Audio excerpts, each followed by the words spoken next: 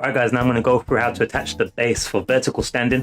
I'm not going to lie to you, they show a screw here and I couldn't find it, and I thought, oh no, they haven't packed it, I'll just stand it up without it. As you've seen here, it's already standing up.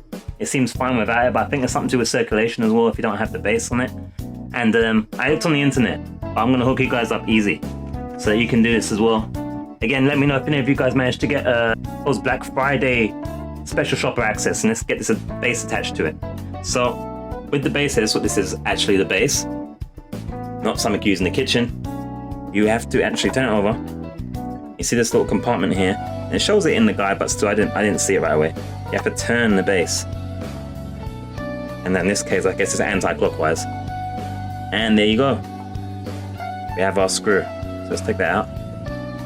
This is going to attach the base to the console. We have to turn the console over now, upside down, nice and easy. And you'll see here there is a little notch that we need to pull out. So I'll just get some nails or something. Don't be too rough. I think I can do it like this. Yep, there we go. My nail's grown a little bit, and that's out. Okay. Let's put it back down. Now with the base, what we want to do is, with this back end here, facing, we want it to attach to this side here. As you see, the shape matches the contours. Stick it there, and then we supply, screw into there, put in the screw in, we turn it, and they say you can use a coin, but I've got the Pro Tools in it. Turn it a little bit here, and that's about tight.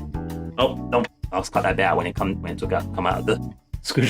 All right, there we go. I've kind of damaged it a bit there. I went a bit heavy, but anyway, oh, nice and tight.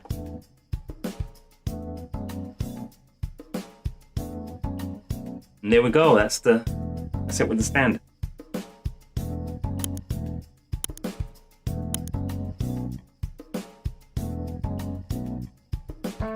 What do I do with this thing?